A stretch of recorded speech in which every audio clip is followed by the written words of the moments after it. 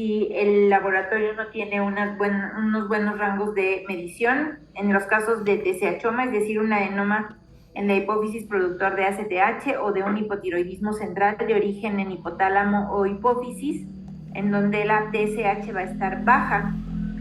Si los pacientes están con hipertiroidismo y están en tratamiento, pues la TSH va a bajar un poquito, o medicamentos. La evaluación de laboratorio. Cuando la hormona tiroidea total, es decir, en un perfil tiroideo la T4 total va a estar elevada con aumento de la globulina fijadora de hormonas tiroideas, en el embarazo, con el uso de anticonceptivos hormonales de predominio oral, porque no escapan el paso del primer paso a nivel hepático y pueden incrementar las concentraciones. Cuando se da terapia hormonal en la menopausia o con el tamoxifeno. En estas condiciones, en donde prevalece una cantidad de estrógenos elevada, nos va a incrementar la concentración de hormonas tiroideas T4 y T3, y al mismo T4 y T3 totales, secundario a un incremento en la globulina fijadora de hormonas tiroideas. Y cuando la hormona tiroidea está baja, con unión a una globulina fijadora de hormonas tiroideas, cuando se utilizan andrógenos como los esteroides, la testosterona para uso en el hombre, o cuando una mujer inclusive puede tener hiperandrogenemia, también podemos llegar a tener concentraciones bajas de T4 total y T3 total, y lo mismo en un síndrome nefrótico.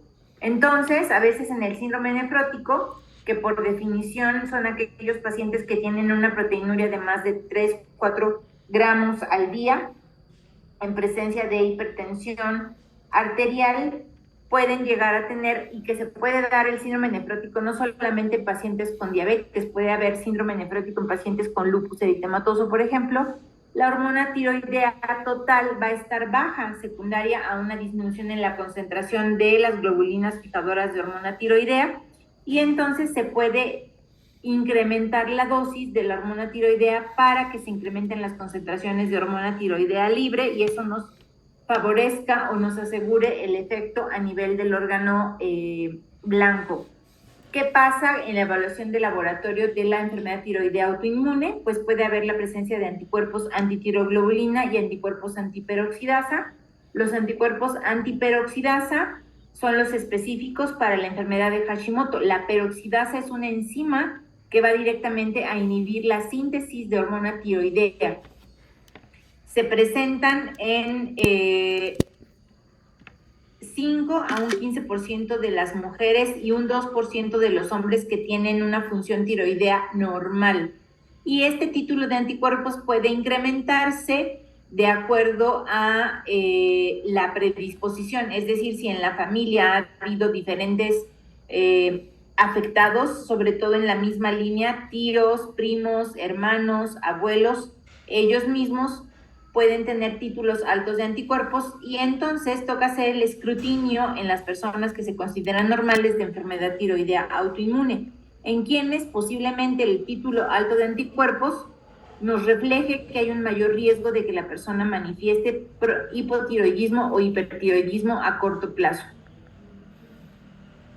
El 80% de los pacientes pueden tener anticuerpos antitiroglobulina y antiperoxidasa positivos, aunque sabemos que los pacientes con enfermedad de Graves, el diagnóstico por anticuerpos se hace con la determinación de anticuerpos con el receptor de TSH. Los anticuerpos estimulantes del receptor de TSH son patognomónicos para la enfermedad de Graves.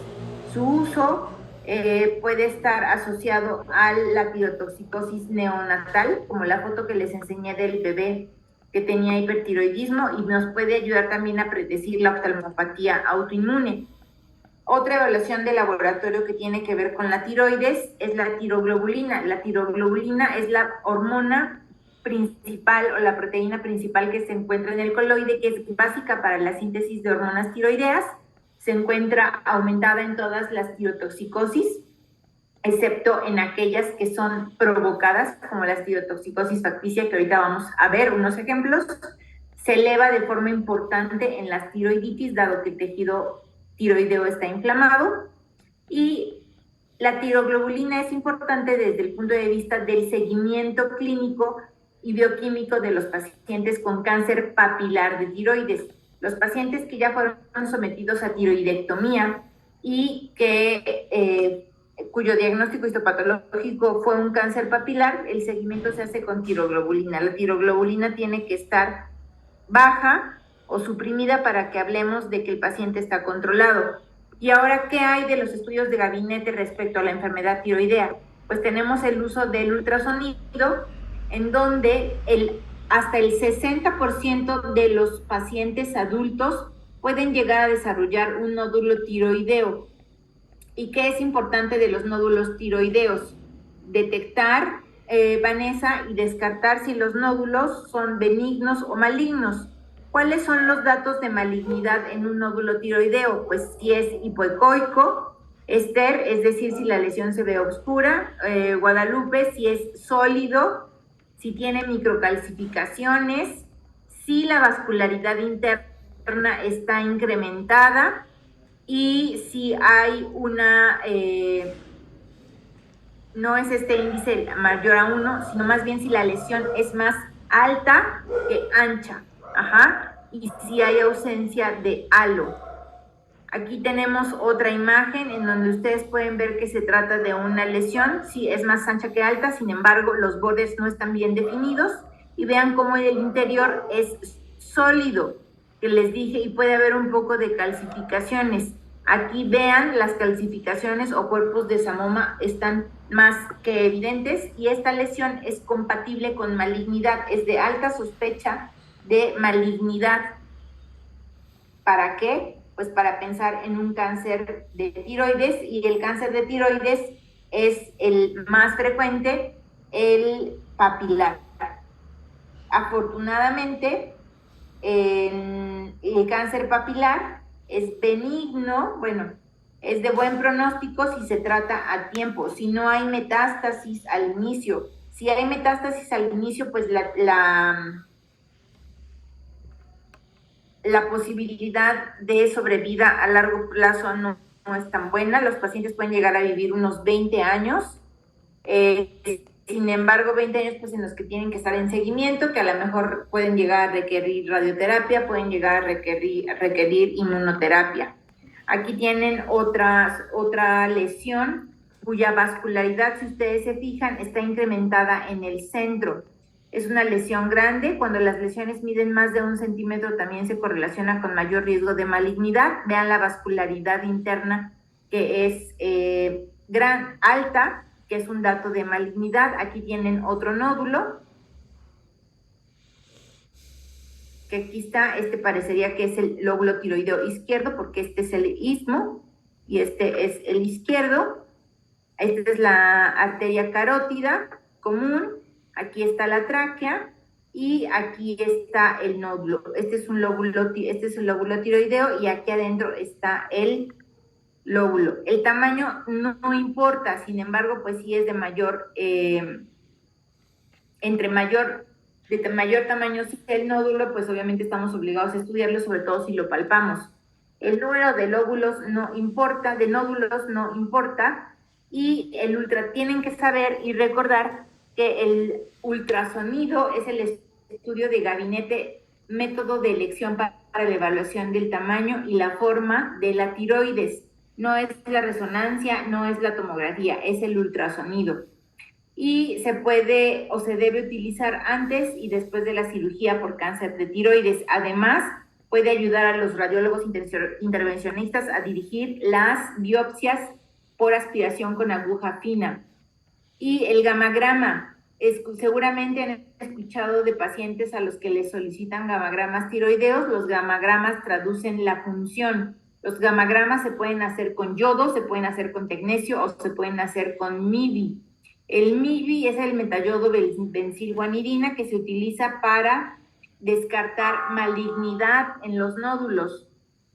Entonces, las indicaciones para hacer un gamagrama son cuando tenemos un nódulo y la TSH está suprimida y no hay datos clínicos convincentes para un hipertiroidismo, o si el resultado de la biopsia, o sea, me arrojó un resultado indeterminado, es decir, en donde no podemos corroborar que hay cáncer, pero a lo mejor el paciente tiene datos de obstrucción como sensación de cuerpo extraño en el cuello, como un poco de disfagia, y entonces ahí se puede hacer un gamagrama. El gamagrama indicado es con MIBI para detectar malignidad. El 80% de los nódulos no funcionantes, es decir, en donde el paciente está eutiroideo y que son mayores a 2 centímetros, suelen verse fríos, es decir, la lesión no capta el medicamento. Con el gamagrama se ven fríos y solamente un tercio de los más pequeños pueden llegar a tener estas características. ¿Qué fármacos se utilizan para hacer los gamagramas? Les comenté el yodo 123 o el magnesio, el tecnesio 99, o el MIBI, la metayodobencilguanidina. El 5% de los nódulos van a concentrar el tecnesio. El tecnesio se utiliza sobre todo para ver la función del nódulo, cuando se trata de un nódulo caliente o de un nódulo hiperfuncionante, en donde sabemos actualmente que esos nódulos pueden ser abatidos a la función con procedimientos intervencionistas que no requieren cirugías de alta complejidad. Si un nódulo capta tecnesio 99, hay que realizar un gamagrama con el yodo 123 para detectar malignidad o realizarlo desde un inicio. ¿Y qué pasa con la tomografía? La tomografía se utiliza sobre todo cuando estamos sospechando metástasis. Las metástasis, cuando se trata de un cáncer medular, cuando se trata de un cáncer de tiroides, que el más frecuente es el papilar, se pueden observar en tórax. Entonces, para eso se puede pedir la tomografía de tórax. ¿Qué pasa en cuanto a la captación del radioyodo? Sobre todo se utiliza para evaluar el hipertiroidismo y si es posible como tratamiento, o sea, si el paciente va a ser candidato a la ablación con yodo. La captación del radiofármaco está incrementada en la tiroides cuando hay un estado de hipertiroidismo o cuando hay una deficiencia de yodo, cuando hay un caurocarcinoma y una molaridalforme o cuando hay una fase de recuperación de la tiroiditis. Y cuando está disminuida la captación en una fase tirotóxica de la tiroiditis o tras usar medios de contraste yodados o en una tiroiditis de Hashimoto con destrucción importante de la tiroides o cuando no tenemos tiroides y cuando se utilizan los fármacos antitiroideos como las tionamidas, que es el tapazol. Entonces, el gamagrama con yodo 131 se utiliza para la evaluación de la recurrencia de cáncer tiroideo. Tiene una sensibilidad de un 50 a un 60% y se puede utilizar posdosis ablativa de yodo 131. O cuando aquí la situación del gamagrama es que es importante saber que no debemos darlo porque puede causar algo que se llama aturdimiento tiroideo. Es decir, si yo le hago un gamagrama a un paciente con yodo 131 y después le tengo que dar una dosis de yodo 131 para tratarle el hipertiroidismo o el cáncer, las células tiroideas van a estar un poco aturdidas o mareadas o ya tocadas por el yodo y puede no hacer efecto completamente el yodo. Las zonas en donde el radiofármaco es normalmente detectado son en la cabeza a nivel de las glándulas submaxilares, las parótidas, obviamente la tiroides, en el tracto gastrointestinal, el intestino y hacia la vejiga. Entonces, estas zonas se pueden ver pintadas o pueden verse con captación por el radiofármaco y eso es normal. ¿Y en quiénes vamos a utilizar el PET? Pues obviamente el PET lo vamos a utilizar en pacientes en quienes estemos sospechando recurrencia o metástasis por cáncer tiroideo no detectado a través de un gamagrama con yodo 131. Este obviamente tiene una sensibilidad del 94%, una especificidad del 95%, y pues la situación es que no todos los centros hospitalarios van a contar con la infraestructura para el PET y no todos los pacientes van a contar tampoco con la capacidad para realizarse un PET. Para eso nos va a servir el PET. Vean, estas son las zonas de captación del PET. Y vamos a hablar algo sobre enfermedades tiroideas. ¿Qué hay del hipotiroidismo? Ya vimos entonces ahorita cuáles son los métodos de estudio. Tienen que recordar que el método de elección para ver tiroides y evaluar nódulos es el ultrasonido, que los gamagramas nos sirven para evaluar la función, que el gamagrama se puede utilizar también después de una dosis ablativa de yodo en el caso del cáncer para ver que haya habido resultado, y que el PET se puede utilizar para cuando estamos sospechando metástasis por cáncer tiroideo que a lo mejor por tomografía no se ve, pero que el marcador para cáncer papilar de tiroides está elevado. No debe ser mayor de 10 y sin embargo hay pacientes que pueden tener concentraciones de tiroglobulina de 200, 300, 400 y eso nos puede hablar de recurrencia. ¿Qué hay del hipotiroidismo? Por definición, es la ausencia de los efectos de las hormonas tiroideas en los tejidos corporales. Ocupa el cuarto lugar de las enfermedades endocrinas, ocurre básicamente en mujeres y de un 2% en hombres. Son de 5 mujeres a 6 mujeres afectadas por un hombre afectado. El hipotiroidismo clínico ocurre en 1.5%. Y el hipotiroidismo subclínico es hasta 10 veces más frecuente. ¿Cuál es la definición de hipotiroidismo subclínico? ¿Te la sabes, Arlet? ¿O Guadalupe? ¿O Esther?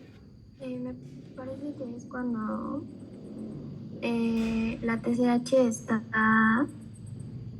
normal. Cuando la TSH está elevada y el resto de las porciones de las hormonas tiroideas, es decir, T4 y T3, se encuentran en rango normal. Esa es la definición de hipotiroidismo subclínico. El hipotiroidismo primario, es decir, cuando el daño está en la glándula tiroidea, por epidemiología ocupa el 99% de los hipotiroidismos. El hipotiroidismo secundario o central es el que ocurre en hipófisis, y el hipotiroidismo periférico, cuando hubiese un tejido tiroideo ectópico, ocupan el 1% del resto de los hipotiroidismos.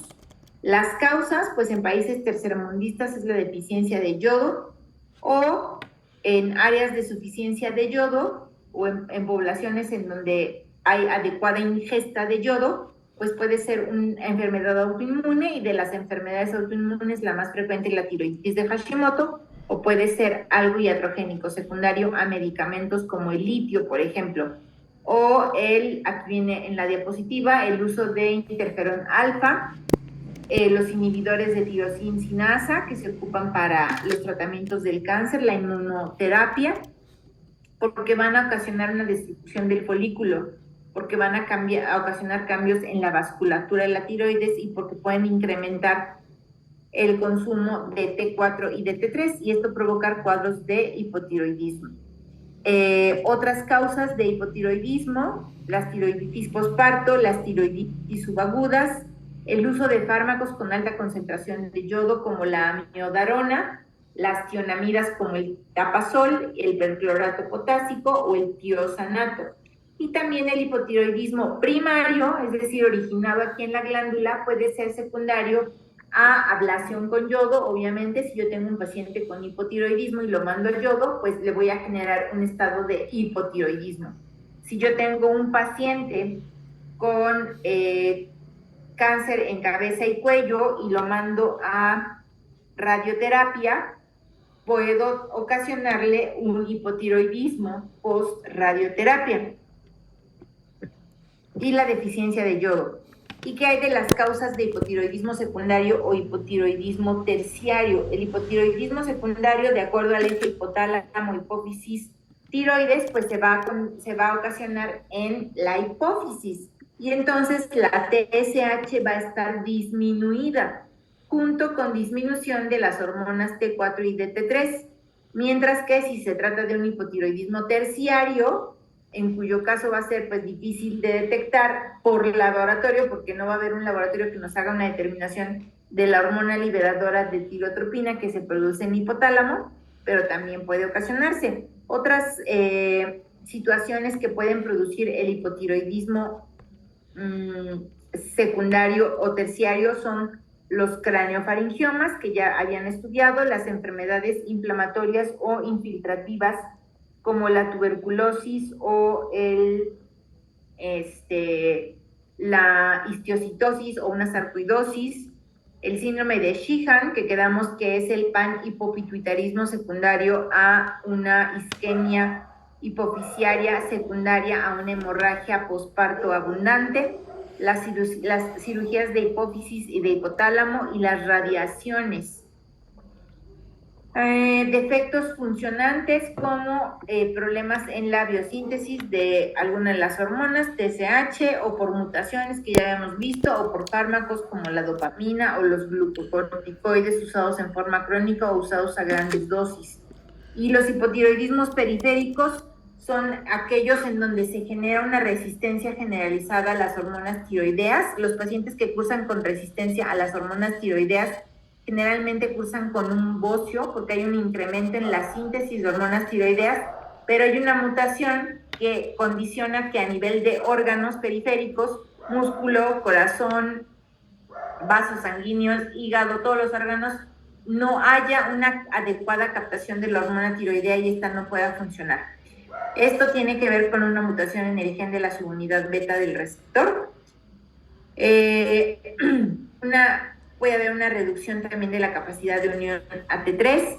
¿Y qué pasa cuando hay un consumo de hormonas tiroideas? Pues puede haber un exceso en la producción de la desyodenasa tipo 3 por tumores, hemangiomas o tumores del tracto gastrointestinal. Las manifestaciones del hipotiroidismo pues son las que ustedes quieran encontrar, ¿no? Habría que ver por sistemas o por órganos y pueden ustedes verlas ahí, las pueden copiar, inclusive las van a encontrar en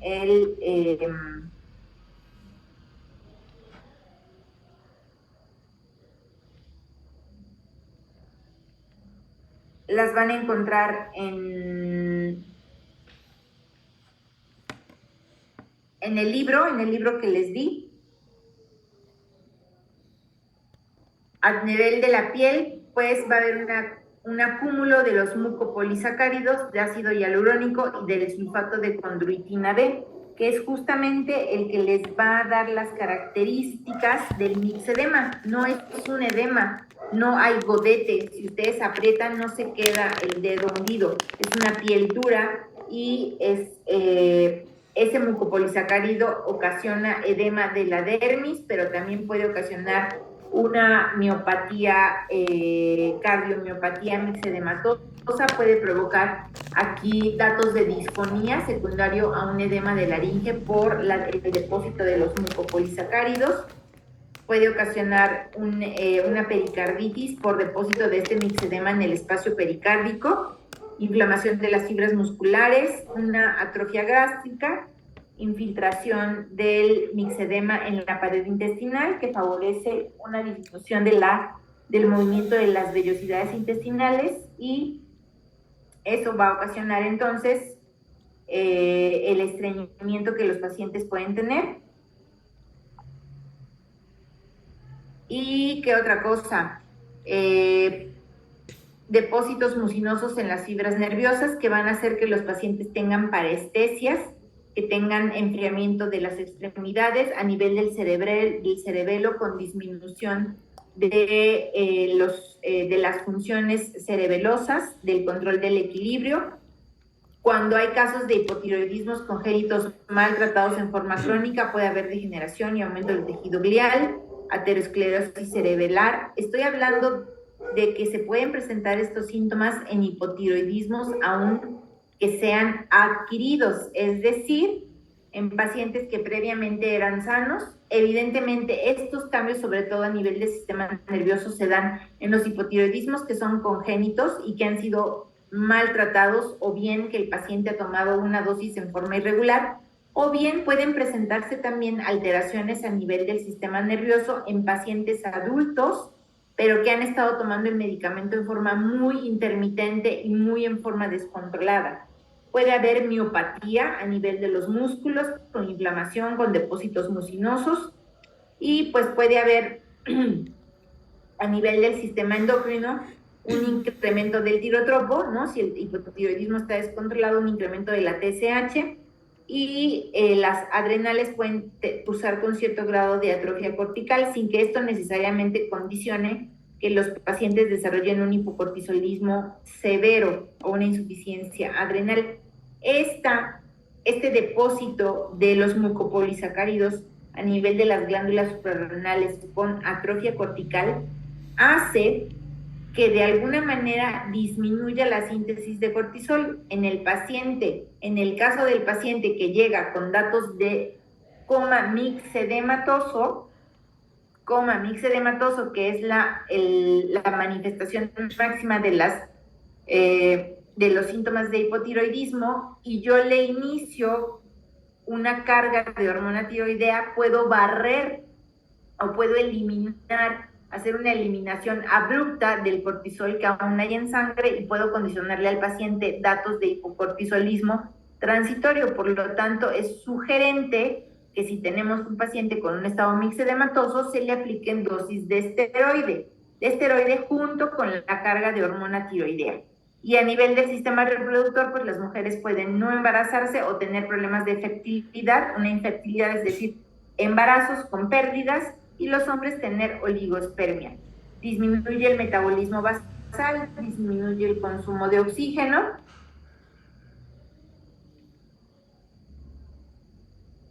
Espérenme, déjenme contar una receta aquí.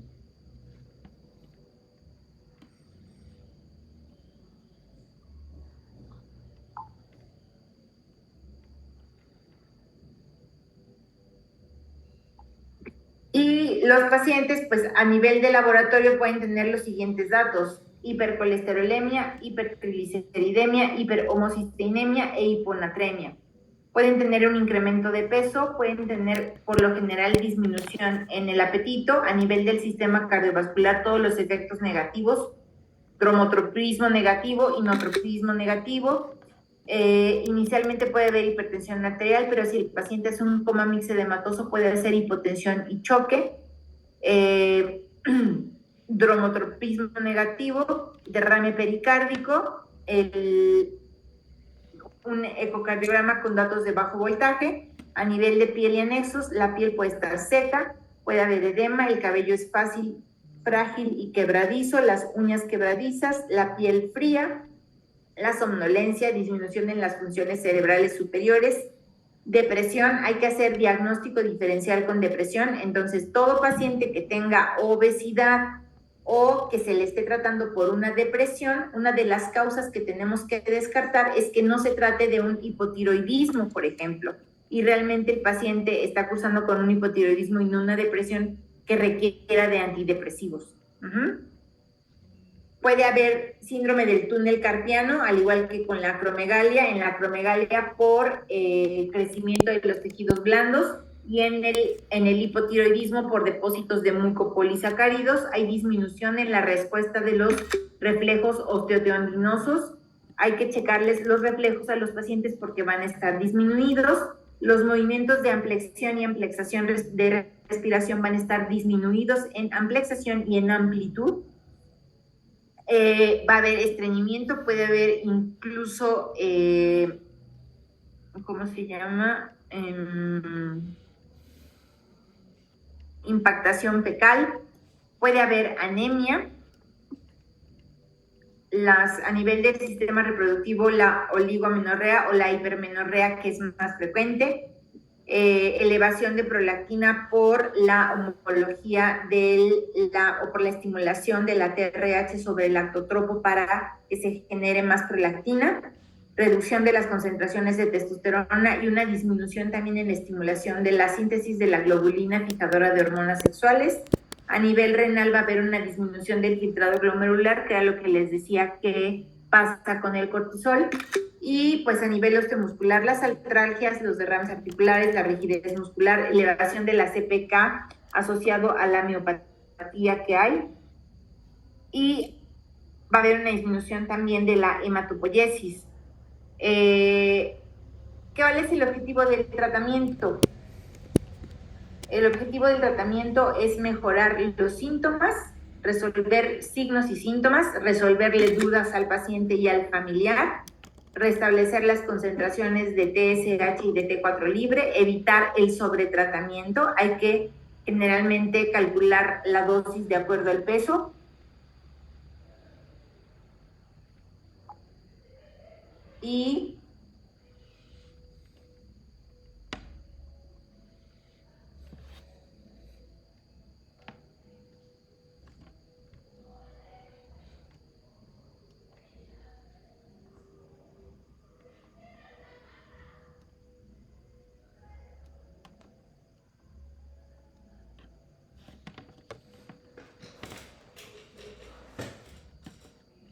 Y hay que individualizar el tratamiento, si se trata de una paciente embarazada, si se trata de un paciente con dislipidemia o si se trata de un paciente con anticuerpos positivos. El tratamiento implica la levotiroxina, se puede utilizar la combinación de levotiroxina con leotironina. Nosotros, endocrinólogos, generalmente la leotironina no la ocupamos a menos de que se trate de pacientes que tienen cáncer, por ejemplo, en donde necesitamos que la TSH se encuentre normal, baja o incluso discretamente suprimida, sin causar efectos adversos a nivel cardiovascular. ¿Cuáles son los efectos adversos de la leotironina, que es la forma sintética de la triyodotironina? Los efectos a nivel cardiovascular: taquicardias, ansiedad, hiperhidrosis, arritmias y de estas sobre todo la fibrilación auricular, hipertensión arterial, palpitaciones. La dosis va a depender, ya les dije, de la edad. No es lo mismo calcularla para un niño que está en crecimiento, a una mujer que está embarazada, a un adulto que no tiene ninguna otra condición y a una persona cardiópata y a un anciano.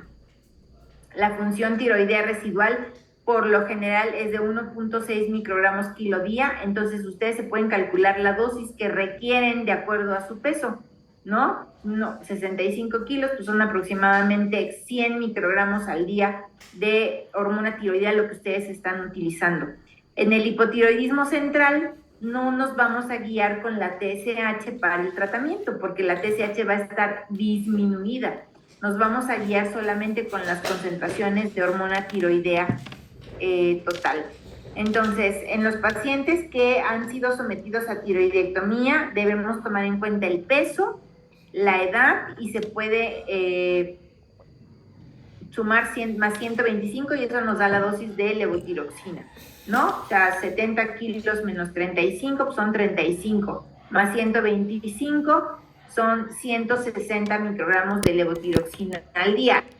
No hay presentaciones de 160 y lo podemos calcular a peso, a kilogramo de peso, que es generalmente entre 1.6 hasta 2 microgramos kilo día. ¿Cuáles son las indicaciones para la toma de la levotiroxina? Pues darla en ayuno para que se pueda absorber por lo menos 60 minutos antes de los alimentos, con una diferencia de por lo menos hasta unas 4 horas si el paciente está tomando algún otro, ¿cómo se llama? Algún otro complemento como hierro o vitaminas. Y el ajuste pues se debe hacer cada 6 o cada 8 semanas. Hay que sugerirle también al paciente que utilice la misma marca. En mujeres con hipotiroidismo, la dosis de la levotiroxina se debe aumentar. Entonces, es importante que ustedes sepan, si están en el servicio social o en el internado y detectan una paciente con hipotiroidismo de reciente diagnóstico, tiene que ser vista en ese momento con un perfil tiroideo reciente por el endocrinólogo o el internista a cargo para que ajuste la dosis. La dosis en el embarazo incrementa entre un 25 y un 75% de la dosis que está tomando la paciente. Si la paciente estaba tomando 100 microgramos al inicio del embarazo, puede terminar el embarazo tomando hasta 175 microgramos al día de levotiroxina. En el embarazo sí hay que estar checando la dosis de la levotiroxina hasta cada 4 semanas, de acuerdo al crecimiento del bebé. ¿Y qué pasa con el hipertiroidismo? El hipertiroidismo es todo lo contrario al estado de hipofunción tiroidea. Es un conjunto de manifestaciones clínicas ocasionadas por el exceso de hormona tiroidea circulante, y el hipertiroidismo pues es la tirotoxicosis asociada a un exceso de producción de hormonas tiroideas endógenas o exógenas. Entonces, hay una producción excesiva de hormonas tiroideas y hay una captación elevada en el gamagrama con yodo. Si el paciente no tiene hipertiroidismo, pues puede haber una captación baja o nula en el gamagrama con yodo. Es decir, por ejemplo, pacientes que están tomando dosis de hormona tiroidea y se les hace un gamagrama. ¿Y qué pasa entonces? Para la enfermedad de Graves, desde el punto de vista de detección de anticuerpos, los positivos van a ser los que se encuentran contra el receptor de TSH. Y el tejido, puede haber tejido tiroideo hiperplásico también en el bocio multinodular tóxico. ¿Y qué otras situaciones nos van a dar hipertiroidismo? Las mutaciones activadoras del receptor, como los adenomas tóxicos, el hipertiroidismo familiar no autoinmune o algunos casos de bocio multinodular tóxico. Aquellos dependientes de la gonadotrofina coriónica, como los que suceden cuando hay una hiperemesis gravídica o una enfermedad trofoblástica en el embarazo. La hiperemesis gravídica va relacionada con el incremento de la gonadotrofina coriónica que sucede durante el embarazo y cuya máxima concentración se da hacia finales del primer trimestre, es decir, entre la semana 11 y 12, y es cuando los síntomas de la paciente pueden ser más intensos: la náusea, el vómito, la deshidratación, y hay que internar a los pacientes. Puede haber adenomas hipofisiarios, resistencia central a hormonas tiroideas, que no es lo más frecuente, un tejido tiroideo ectópico, que era lo que hablábamos del hipertiroidismo periférico derivado de un estruma ovari o de metástasis funcionales de cáncer de tiroides, y puede haber tiroiditis también por sobresustitución de hormona tiroidea sin que necesariamente haya datos de hipertiroidismo como tal, o el hipertiroidismo facticio. Entonces, en el hipertiroidismo inmune podemos encontrar anticuerpos contra la inmunoglobulina estimulante de la tiroides, contra los receptores del TSH para el Graves y la oftalmopatía. Actualmente, bueno, yo he visto mucho en la consulta orbitopatías sin datos de hipertiroidismo o de tirotoxicosis y con presencia de anticuerpos contra el receptor de TSH. Es una condición no tan frecuente. Hay que tratarla, hay que darles antiinflamatorios, hay que darles esteroides, se les puede dar también inmunoterapia, y pues la intención con estos pacientes es disminuir los síntomas para evitar que haya una pérdida sobre todo de la visión. El bocio tóxico difuso o enfermedad de Graves es una triada en donde hay una dermopatía tiroidea, hay orbitopatía y hay un bocio difuso. ¿Y qué hay de la oftalmopatía? Hay grados de severidad, y lo que ustedes tienen que saber es que los pacientes tienen una retracción palpebral que hace que abran más los ojos, puede haber proptosis, y que por definición, ¿qué es la proptosis? Cuando el globo ocular viene hacia adelante y se descubre incluso el tercio superior del iris. ¿En quienes puede haber datos incluso de diagnóstico diferencial? Pues en los pacientes que tienen miopías, por ejemplo. Entre más severa sea la miopía, pues más parecida puede ser la proptosis ocular. Además puede haber edema periorbitario, restricción de los movimientos extraoculares, oculares, y el síntoma es la diplopia. Puede haber quemosis, edema de carúncula o ulceración corneal.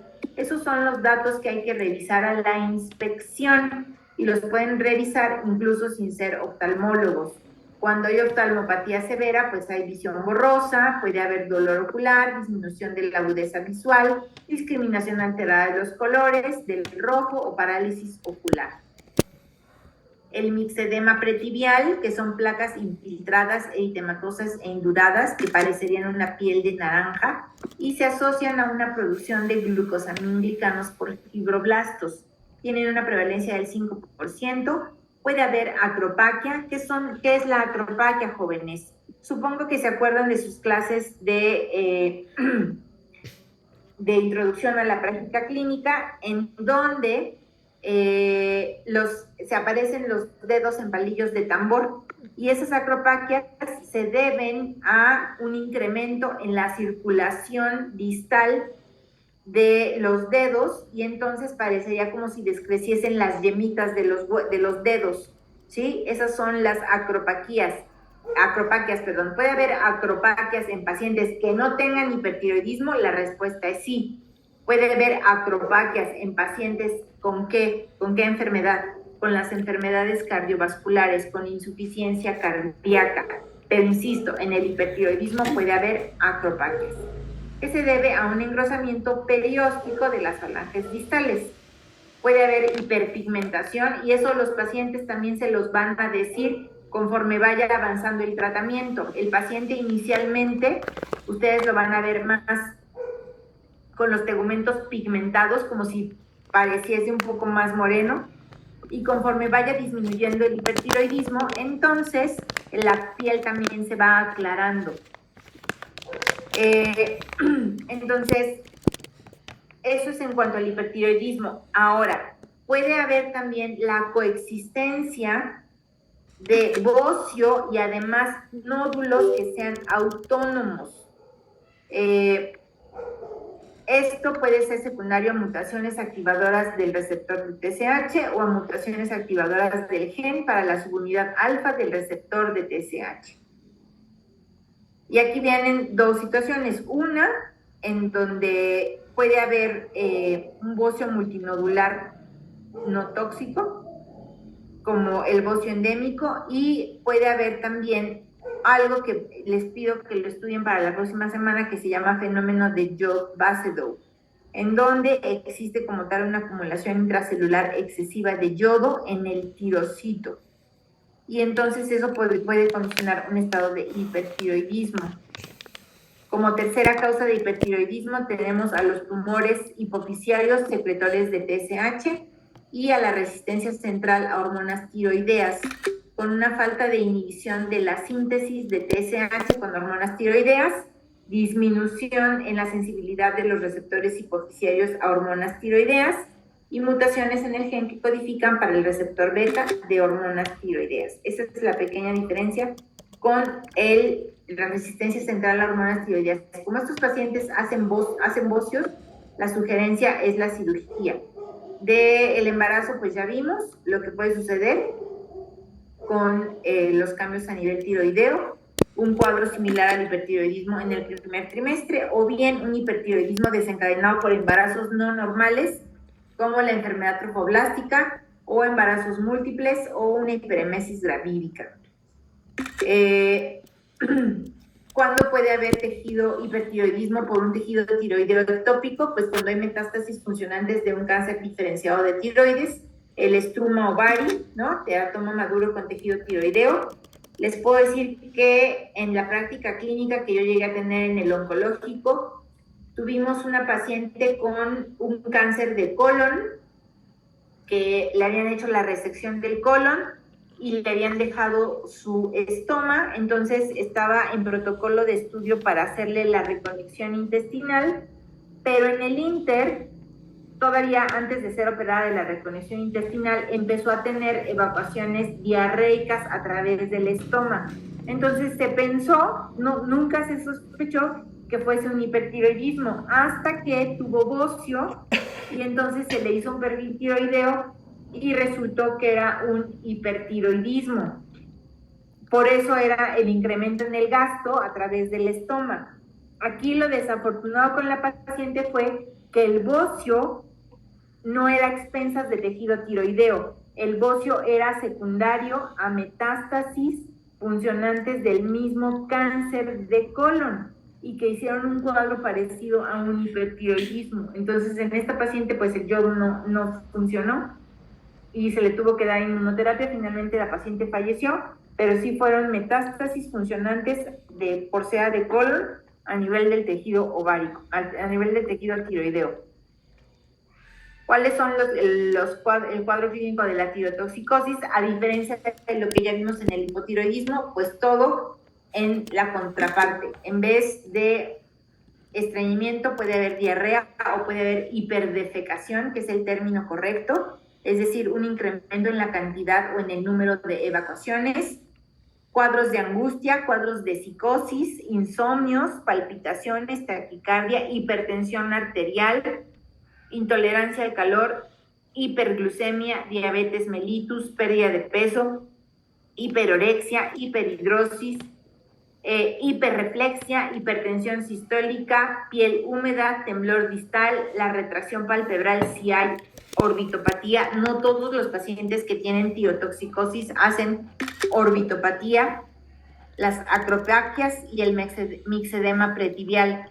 ¿Cómo se hace el diagnóstico de un hipertiroidismo primario? Pues con la TSH por debajo de rango o en nivel bajo, es decir, de la hormona estimulante de tiroides, junto con elevación de las hormonas tiroideas T4 y T3. Además, la presencia de anticuerpos antitiroglobulina, antiperoxidasa o estimulantes de la tiroides, los TSI, inmunoglobulina estimulante, la tiroglobulina que puede estar elevada en cuadros de tiroiditis.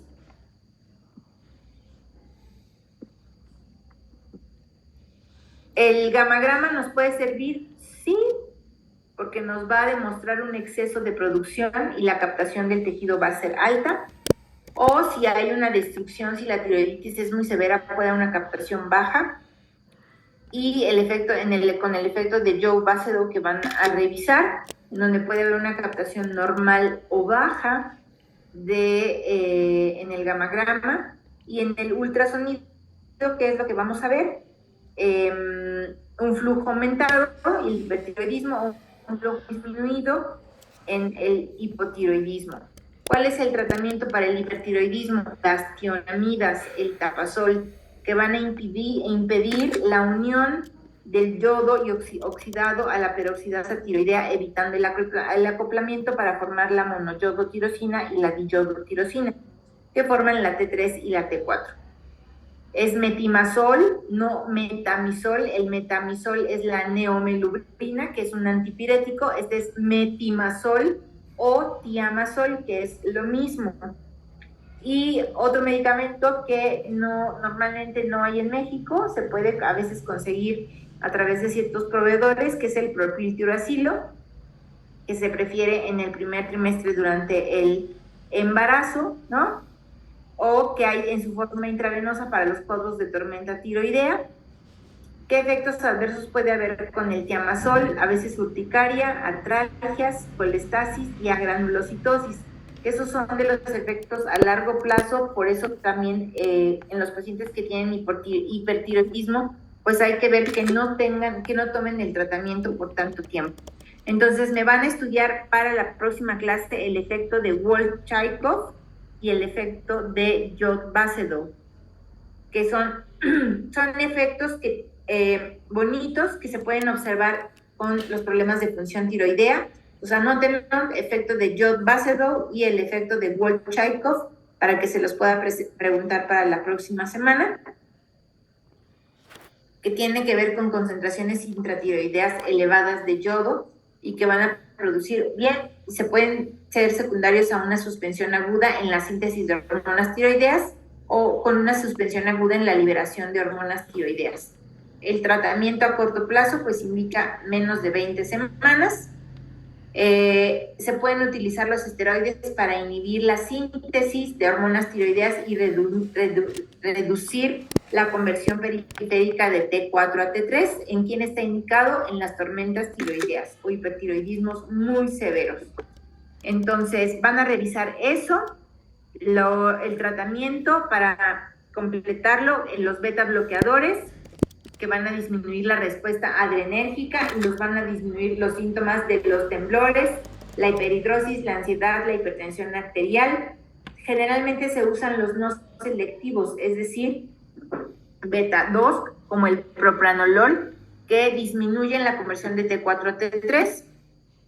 Y nada más. De ahí nos vamos a ver la próxima clase la clasificación de las tiroiditis, de las principales tiroiditis, pero les voy a hacer un cuadro para que no nos tardemos tanto y vamos a ver las imágenes de las diferentes tiroiditis que hay. Las más frecuentes, las tiroiditis agudas o subagudas de Kerbein, tiroiditis por fármacos que nos faltan, tiroiditis inducidas por fármacos, las tiroiditis supurativas. Vean ahí una tiroiditis supurativa en donde parece que le van a explotar estos abscesos, la tiroiditis de Riedel, y aquí vienen las tiroiditis. Entonces, les voy a poner el cuadro, se los voy a subir a la página de Bright Space para que lo analicen. De todos modos, en el libro vienen, y en el artículo que les mandé también vienen, también vienen las principales tiroiditis. Ahora, en cuanto a los temas, nos falta, ¿cuándo es el examen?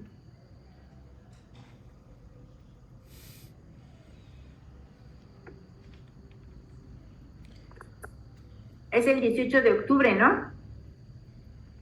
17 de octubre. Esa semana nuevamente hay examen. ¿Es correcto? Sí, doctora. Y entonces, bueno, ¿cuántas clases nos faltan para esa fecha? La de ahorita, la de la próxima semana. Nos faltarían 2 clases más. Parece que 2, ¿no? Ajá. Entonces, voy a revisar el temario para decirles qué clases nos faltan y ahorita les mando el cuadro de las tiroiditis para la próxima semana y ahorita se los anoto ahí en el Bright Space cuál es la tarea para que la revisen y nos vemos la próxima semana. Si tienen dudas respecto a lo que vimos ahorita, las pueden escribir por favor en la página de Bright Space para que se las pueda revisar y todos los demás escuchen. Bueno, puedan leer las respuestas, por favor.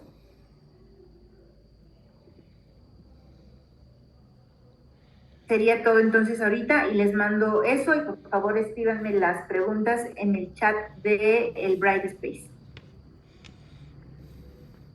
Gracias. Buenas noches. Gracias, doctora. Hasta doctora. luego. Buenas noches. Gracias.